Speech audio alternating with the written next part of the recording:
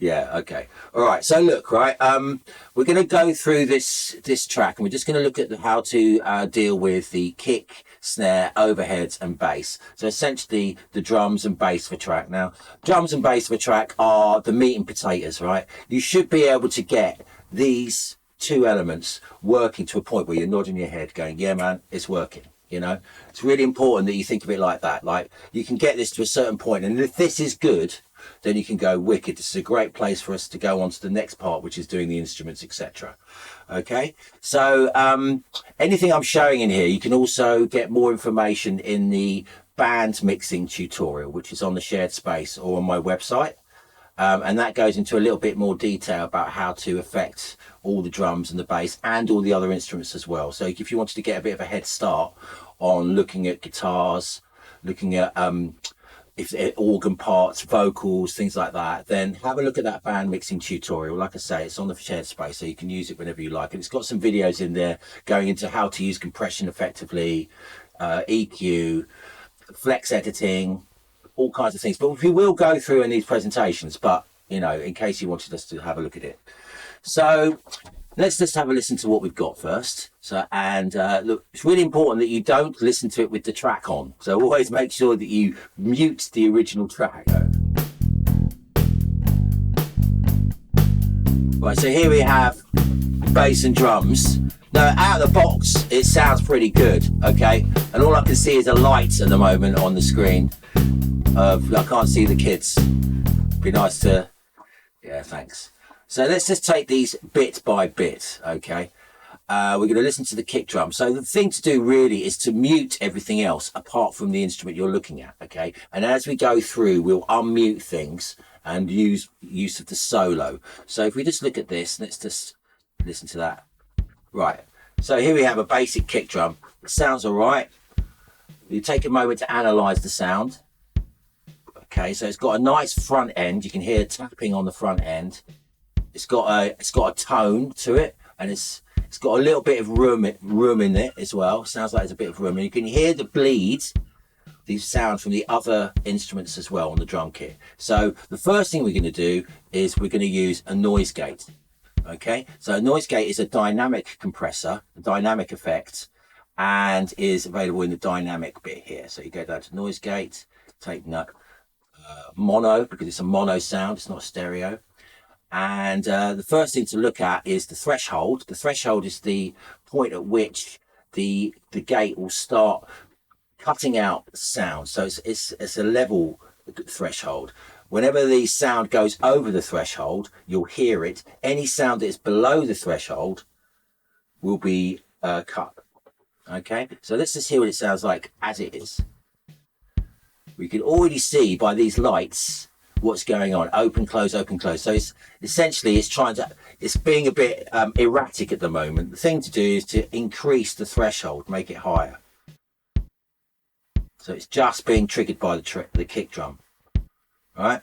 Now you can also hear that now it sounds what we call gated. It's got a very short start and it stops really abruptly. Now we can shape this sound by using the parameters here, the attack, hold and release parameters. We can shape how long the gate is held open, how long it takes for it to release back to 0, and how long it takes to react. So attack is how long it takes to react. We can turn that down to 1 millisecond. Anything below 1 millisecond, you'll get clicking. Can you hear that clicking now? Oh, yeah, you see, it sounds a bit weird. If I put it up to 1 second, just takes that away. Maybe even 2 seconds can make it a bit softer. If I put it up really high, you hear it, you lose that front end. Okay, so it's important that it is quite fast. So say 2 milliseconds. Now hold is how long the gate will stay open after it's been triggered. So at the moment it's set to 40 milliseconds, which is pretty standard. But if I put this up to 100 milliseconds or half a second, you see it hasn't got time to close before the next sound comes in. So this needs to be quite short, but natural, like that. It's about 100 milliseconds in this case. And now the release is the amount of time it takes to die away after it's finished. So, oh look, So now he's playing this snare a bit louder. It's being triggered, the gate is triggering it. It's being triggered. So let's turn this threshold up a bit more. Let's hear that bit again. There we go. Okay, so release time, again, it's the same thing. If it's too long, it won't have time to close before you get to the next sound. So it's important that you find a nice happy place where this is kind of dying away, but you're not hearing that snare. That's all right. I mean, that sounds, let's hear that without it. It's always good to bypass. So that's what's going on in the track.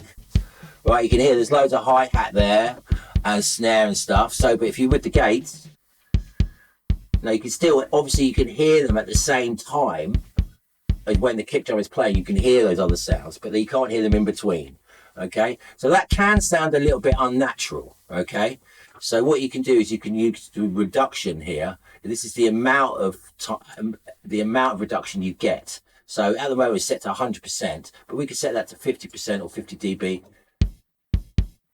or less. So you can hear, you can still hear it in the back. So that can sometimes be used to make it sound more natural, to make the gate sound more natural, but we'll just set it to around here. Okay, so that's the gate. That also, you can do that on the snare as well. So let's just listen to the snare. Now I've unmuted it and then I put solo on it. Right, let's just take it back to the beginning here. So again, you can just do the same thing. You can use the noise gate here. I'll just do this quickly. Shape it. That's always a gap when you start doing these things. It's typical. One thing you notice, I'm not using loop. Okay, never use loop, in my opinion. Just try and hear it from reverse. You know, take the pointer back and listen to it through again, because you pick up things like I picked up here that you wouldn't pick up if you had it on a loop. Okay, really important. And also, you will not suffer from loopitis, where you basically think the loop is everything and every change you do is just in that loop, whereas, you know, you need to listen to the whole track as a thing, right? So yeah, let's just listen to it here, because we know this bit might be a problem section. See, that sounds a bit weird now. Yeah, now a bit more release time. I think that's okay. I'd probably listen to it a bit more. You can also use this bit here, which is like a filter. So you can filter the frequencies that trigger the gates. So for example, with a snare, that would be mid-range sounds. So I can let's just turn this on. So here, turn the filter on, turn the monitor on. And now we listen to, and I can get rid of the stuff here. I can get rid of stuff in the bottom end. Thor? Yeah. Can you expand the noise gate? Yeah. You know, just make it bigger in the screen, because it's on the massive screen. So if you make it as big as you can on your screen, is that all right? And then we'll see it super clear. That's a really good bit of feedback. Thanks, mate. And any questions at this point while I can hear you all? Is that good so far? Thumbs up, thumbs down. Hey, brilliant. Okay, so let's get back to the noise gate. Here we've got the band pass filter. So as I was saying, what we use this is for is to hone in on the frequencies that we want to trigger the gate. So in this case, we're talking about mid-range frequencies, because it's a snare. So we can cut loads of the bottom end, cutting the low cut, and top end. We can cut that away to about, say, 2-3K, something like that. We can tune it in, say 6K. There we go. So that is, see, that sound, bang, is a lot louder than everything else. You've got to be careful. I mean, that hi-hat's annoying, but that's fine. And then if you turn the monitor back off, and we can just, there we go. So that's about that. There we go. That's what we're going to use for that. That's fine. Okay, so back to the kick drum. The next thing we do, the next plugin that we get in there is we use an EQ. Now, an EQ is it's probably one of the most used plugins that we have. Let's make sure I've got this nice and big. There we go. Right, and it's really, really powerful. And what it is essentially it's a way of boosting and cutting frequencies at different at different in different amounts. So we can cut away bits of the sound, we can boost bits of the sound. Anything, any shape above the line is boosting, above the line is boosting sounds, and any cut below the line is cutting those frequencies out as well. Okay, so again, so I'm going through it quite quickly. Like I say, if you want to have a bit more information, go to the band mixing tutorial, and there's a good video about how to use EQ effectively. So let's just listen to the kick drum. Right, obviously there's lots of low end here. We can see it in the analyzer here. We can see a fundamental frequency. The fundamental frequency is the frequency which is loudest. So we can see we have a peak here at 50 to 60 hertz. So I could get one of these parametric points, not the shelving points, but a parametric point, and I could boost that to really bring that frequency out if I wanted. Okay, so for this demonstration, that's what I'm going to do. But I'm also going to be wary, going to be considering this low end, this real sub here, right? So we can't hear that because we haven't got sub speakers, but it's there, okay? And it's messing up your mix. It's adding level to your mix that you can't hear. Okay, so you need to be able to control this, and you need to use a low cut filter for that, which is this red one here. We changed the dB octave, the angle of the decay, to 48, the sharpest it can be, and then we can just cut away everything below 40 hertz, easy, right? You can't hear the difference. You might be able to hear a tiny difference, but the speakers don't go down that low. So even though that energy is there, right, and it's messing up your mix, it's going in, it's creating level, you can't hear it. So unless you're doing dance music, sub music for a club, you don't need to know about that. Most people will hear music on their phone, on their headphones, yeah, and so you don't need it. Okay, it's just messing up your mix. So we have this bit here, which is the bottom end of the kick drum. We also have a bit of it which is the beta, which is where it hits the actual skin. Now that's like the click, if you like, the click sound. So that is anywhere up here. So you make a nice peak, you shake it sharp, and you can start tuning it. Now this is kind of, you can think there's a little bit of maths here. So if I look at this frequency is 75, if I wanted to boost the octave higher than that, I would boost around 150 hertz, right? Because we double every time. Okay, so if I wanted to, the next one would be 300 hertz, the next one would be 600 hertz, the next one would be 1.2, 2.4, etc. So all of these points are harmonics of the fundamental, which is around 75 hertz in this case. So if I wanted to bring out the harmonic, i.e. make it a part of the sound more present in the mix, I could boost those frequencies. If those frequencies were problematic, I could get rid of them. Now I know from experience that anywhere between 300 and 400 hertz is what they call boxy. And it creates a kind of, as it suggests, creates a kind of boxy sound. So usually you want to cut around this frequency because it can make your mixes sound a bit dull. Okay, now you've got to be careful because this is also where the body of sounds are as well. So you've got to be really careful that you don't overcut. So let's just have a listen to this bit. I'm just going to boost it. Well, really boost it. But that sort of frequency, you go, whoo, whoo, whoo. Nice. So I can cut that. I can just add a little bit of clarity. And I can move this around. Maybe there, like that. Subtle changes, thinking about, this is personal taste, a lot of this. Okay, so then always bypass where it is. So that's what we started with, a bit flappy. There we go, a little bit more weight there in the bottom end. Taking away a bit of the boxiness, the flappiness is gone, which is around here as well. And we've added a little bit of beta to give the timing on the click. So that's pretty basic kind of amount of EQ you'd put on a kick drum to begin with, you know. I mean, all of this is provisional. You need to listen to the whole drum kit in order to make the final decisions. Okay, has anyone got any questions at this point?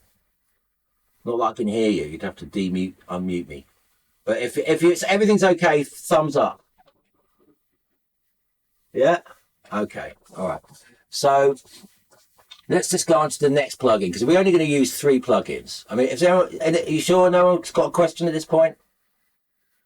Okay, I can carry on. So the next plugin we use is probably the next most useful plugin, which is the compressor. Now, a compressor, in 3 words, essentially what it does is it reduces the dynamic range of a sound, i.e. it makes the quiet parts of a sound louder and the louder parts quieter, so they come closer together. Okay? That's the simplistic way of what a compressor does. I mean, there's a lot of science that goes into compressors. For example, one of the main things that you can say about a compressor is it makes things appear louder. For example, when you listen to an advert on the TV, it's actually going out level-wise quieter than the movie that you're watching, right? But it sounds louder because the sound is compressed. So just because something looks quieter doesn't mean it actually appears quieter. So just something to think about. It's very complicated. I don't expect you to understand it entirely. I'm just going to show you how you can use it. So first off, threshold. The threshold is when the compressor starts compressing.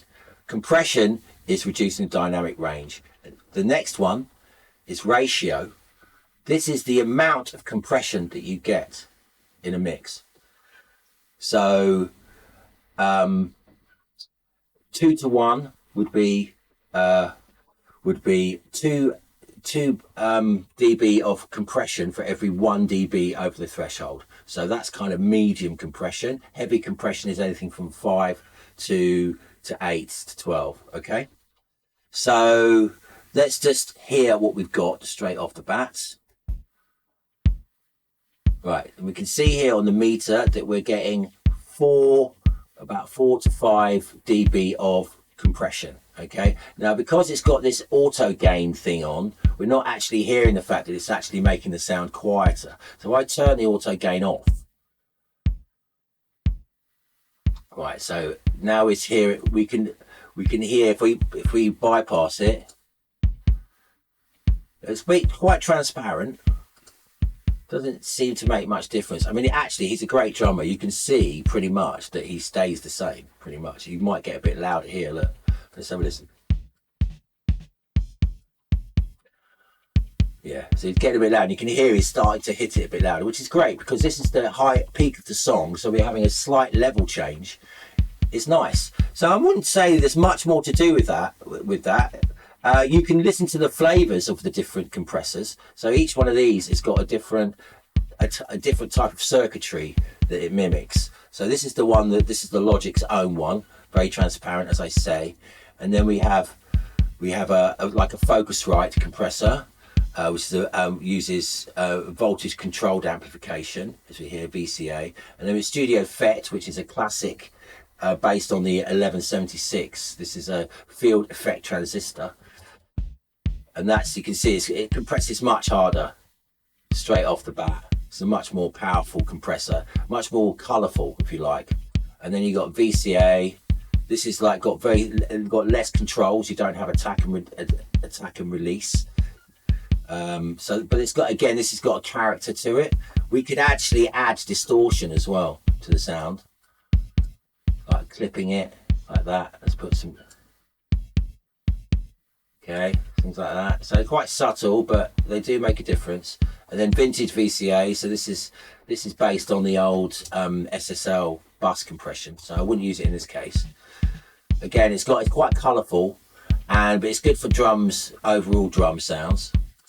And then vintage FET. This is like the other 1176, but they call this the Silverface. And it's got a slightly more transparent sound. One of my favourites is the Opto, which is an optical compressor. This is very transparent. It's great for things like acoustic guitars, sometimes for vocals, things like that. So for this, I'm just going to use Platinum one. Yeah, you can hear the difference. They all have a slightly different flavour. So again, it's up to you to choose which one you like. We'll just use this one for the moment. Okay. So that is the kick drum. Anyone got any questions? All good? Yeah. I've only got a couple of you who are like, still awake. Okay, let's just move on to the snare then. So now I've just I've gone down to the snare and I've pressed solo. And I'm going to do the same thing and put some EQ on here. Again, low cut, don't need it. Right, don't need any of that. And we can see fundamental is around here. So around 160. So you can get the weight there. Yeah. So that's the fundamental, say 160, around 160. So 320 would be the octave of that. We can cut that a bit because that again is in that kind of boxy range. So to make it sound a little less boxy, if I boost that, yeah, that's that boxiness that's pretty nasty. So we can get rid of a little bit of that. And then if we want a bit of the snap is sort of around 2 to 5k around here. Always when he stops when he wanted to show something. There we go. So something around there. Okay. So again, experiment and again if you look at the other video, the videos in the band mixing tutorial, then that will show you more about how to do that. So the next thing we want to do is a bit of compression, again in the same way. So we just have a listen, we try and control the sound. We can look at it here again, he does the same thing, gets a bit louder in places, but nothing much. I'm just going to use the studio effect here, make it sound more powerful. Now I can change the attack and release time a little bit, make it so the more character, right, the longer the release. If you want the more of the character of the sound of the compressor, extend the release time, right? If you want it to react quicker, then you speed it up like that. So we hear, and then again use bypass, hear the difference. Again, there's a level change there. I could turn the auto gain off. Yeah, you can see the level gain. So I use a makeup gain to make it up. It's quite fast. I might slow that down a bit on the way out. There we go. That's about what I would do for that snare. Okay. Right. So the next thing we're going to do is we're going to put some reverb on it. Right. But let's just hear it with the overheads first. So we've got overhead left, overhead right. You can see they're not panned. We want to pan the overhead left to the left and the overhead right to the right. Let's see what we got with this.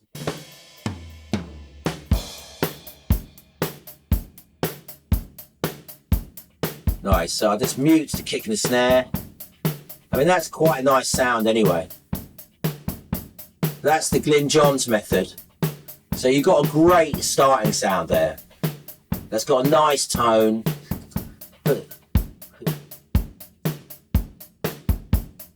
Brilliant. I mean, that's great. But what you can do is first thing you want to do is you might swap these, connect these two together by making a track stack. So we can just select both of them, right click, control click, and go to create track stack. Use a summing track, which means these two mono tracks will now be sent to a stereo bus. And we'll just call this overhead. OH, there you go. That's all I do. And now, if you can see, we've got a little folder for our overheads. And now we can put effects that now affect for both tracks of the overheads. So for EQ, for example, again, I might just lower that down a little bit. Just get rid of a bit of that. Leave it for the kick drum. Yeah, or I might just boost a bit at the top end. Just, yeah. I also might put some compression on it, but let's not do that yet. Next thing we're going to do is we're going to create a reverb. So we might put some reverb on the overheads as well. So we want to use a bus because we're going to put on the same reverb on more than one thing. So bus 2, because we already used one bus for that overhead track stack, bus 2.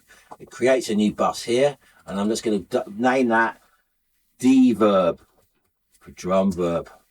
And then in this channel strip, I'm going to go down to reverb, And I'm going to use my favorite one, which is a Space Designer. It's a mono to stereo, because it's a mono input and it's a stereo output. And I'm just going to go and use large space plate reverb, because I love plate reverbs. I'm going to use a snare plate, snake plate, and put that in there. Now, this is just on the snare track.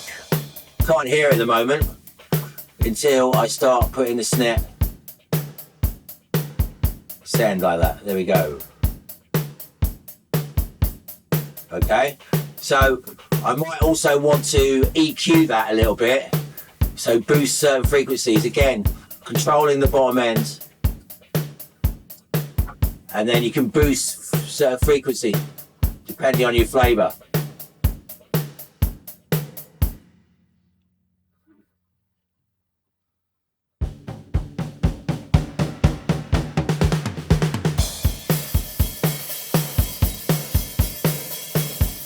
You can change that to whatever you want.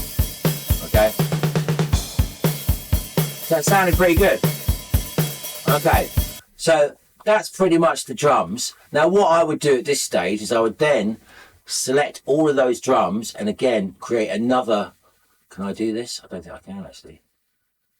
Don't worry about it. Don't worry about it. So now I'm just going to blend in the bass, and I'm going to talk about the bass at another time. I think it's probably. You just want to get this going like that.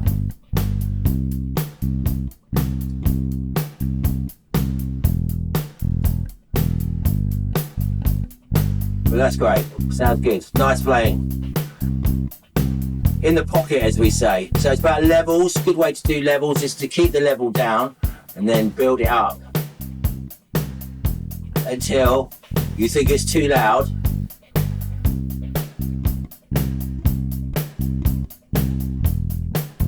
Probably there, maybe. Maybe there, it's too loud. And then I'll just bring it back. And that's how I'd mix it. But I would also maybe, I mean, it's really well played. So you can look at it and say, so it's a little bit quiet here, but he's probably playing in a higher register. Just really quiet there for some reason. Just going to create more, so a bit of dynamics. That's all right, we can deal with that later. So you might want to have a look at a couple of things, because at the moment this is probably a DI'd sound, okay? So what you could do is you could go to the amps and pedals, bass amp designer, and start looking at a few of these. Now, one of my favorites is a Big Stack, which is the classic SVT Ampeg clone. But you've got this thing, you've got amp and direct sound. So a lot of the times that's what they want. You want an amp sound and a direct sound. So I'll put it all the way to the amp for the moment. Yeah, it's a lot fatter. But that's to do with the EQ as well. You've also got a compressor on here. You can put more mid in. So you can flavour the sound how you want. You can also move the microphone. You can change the microphone as well. So this is all cool stuff that you can put in your logbook as well. You've got a switch here for different bits of the bass frequency. So that's the amp sound. This is the direct sound.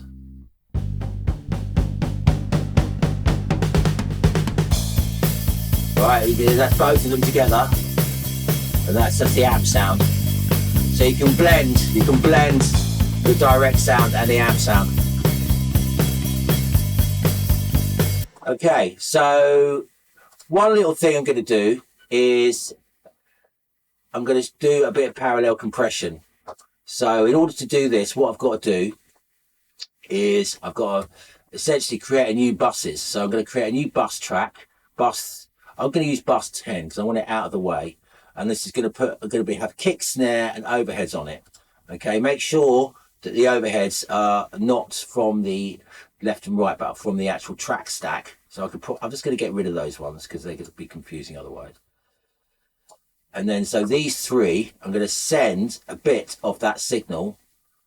Unity is 0, like they're all 0 now, and this is going to be called. I'm going to call this New York City. So because that's the New York City compression. This is the New York City compression trick. So now in this channel, I'm going to put in a compressor and make sure it's actually, hang on, make this a stereo track before I do this. Because we want to maintain the stereo-ness and then put the stereo compressor in. And I'm going to use the bus compressor and let's just solo that out. So we just listen to the drums here. And I'm going to make this really compressed. So take the threshold right down, auto gain off, a ratio really high, fast attack, slow release. Right, quite trashy sound, right? And then you blend that in. So again, bring this channel down, and then drag that in.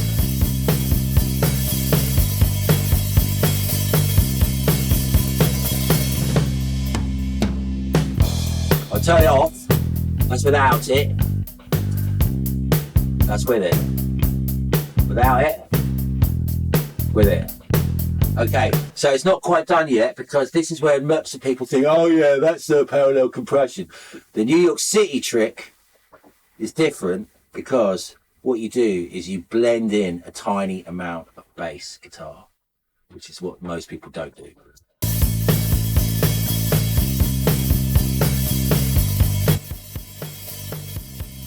So you get that pumping with the bass. And then you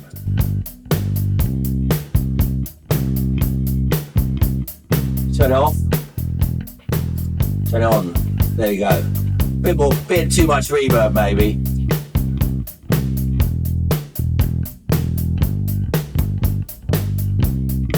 Here you go, mate. Sick. Pretty easy. How many plugins did I use? Gate, EQ, compressor, reverb, bass amp. That's it. So, any questions at this point? You're unmuted, so yeah. Do you think? Otherwise, sorry, go on. Well, I think that's pretty comprehensive. I reckon if you followed that, you should get a good sound out of those drums and bass. I made notes as well for them. So, okay.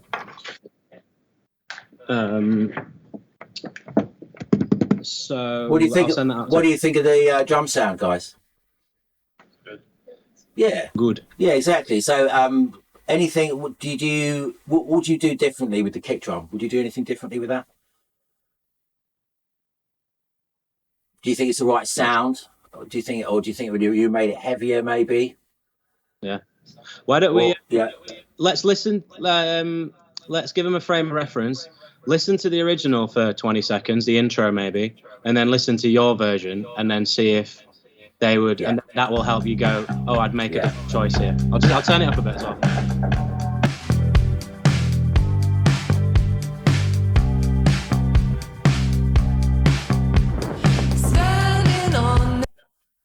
Right, so and then let's hear. Pretty close.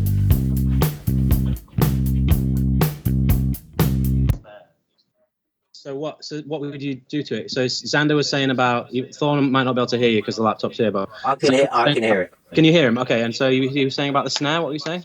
Yeah, in the original, it just sounds like bigger. Right. Yeah. So more reverb. I think so. Yeah. Let's try with more reverb. Let's see if that makes a difference.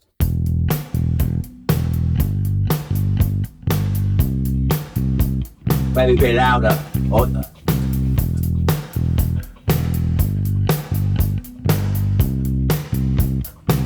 Well, how's that? Yeah. Yeah. So a little bit more reverb, a little bit more space. That's how you do that.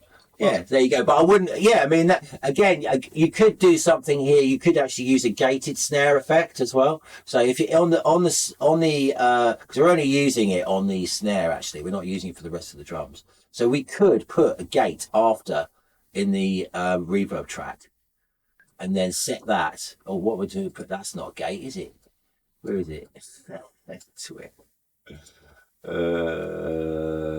Gates, there it is. Right, stereo gate, and now could use this to make it cut off to have that 80s gate effect. So let's have a look if we can get that to work. There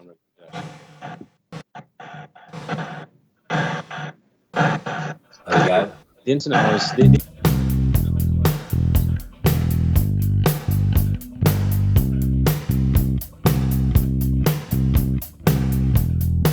Like that. Yes. That's the 80s gated snare effect. Sorry, interrupting, but what I think you've demonstrated well today is how lots of this stuff can be, like you said, personal preference based on what you know about each compressor sound and each reverb sound. Because remember, you don't have to copy the original exactly. If you want to make it sound slightly different, or you want a bigger snare, like you said, or a smaller snare because there's going to be lots of other sounds that need reverb on them, then you balance that out when you get them in. Because remember, we're mixing just bass and drums. So when we've got guitar, vocals, keyboards, etc., having that bigger snare might need to change a little bit, or the reverb might need to change, or whatever. So it's important that you understand you own, like, I think that was shown really well, is that, you know, it's your mix and you can make those choices. It's not just copying it exactly, unless copying it exactly is what you want to do, and that can still sound really good. Yeah. Cool. Sounds good. Yeah. So I'll get this up and put it onto the shared space. And again, just go to the website if you like, Music Tech Guru. There'll be some more stuff on there. And yeah, there you go. That's it. Right, Amelia's got a question. Yeah. What's that?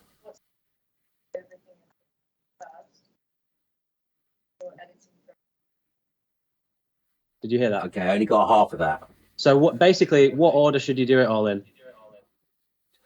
So like, I would start with bass and drums and bass. Like if you get that as a really good solid foundation for the rest of the track, then you'd be all right. in terms of effects and processing, I think. With noise gate, EQ, compression, you don't need much. See, I've only used 4 plugins for the drums: noise gate, EQ, compressor, and reverb. Cool. Is that the order? That's the order, yeah. That's the order. Yeah, noise It gate. makes a difference. Noise gate's first because you want to make use of the fact that the difference in sounds is greater. Yeah. Noise gate, EQ, compression, reverb. Yes. Yeah, because as Thor was saying, like, there's no point. Say that again. And then, like, if you want to add amps. Oh yeah, so with the bass, you would you would get your. Well, actually, the order for the bass is slightly different, isn't it? You wouldn't necessarily annoy. Well, if you use the amp designer, right? The amp designer usually has compressor and EQ built into it, so you would just get your bass sound, and then you would maybe deal with it after that. It depends. I mean, fortunately, you've got a great bass player, so you know it's not gonna be hard to get a decent bass sound. I think if you just use the amp designer and use the compression and EQ on the amp designer and position the mics, that'll give you enough to talk about in your logbook to say you've done something to the bass and it sounds good. So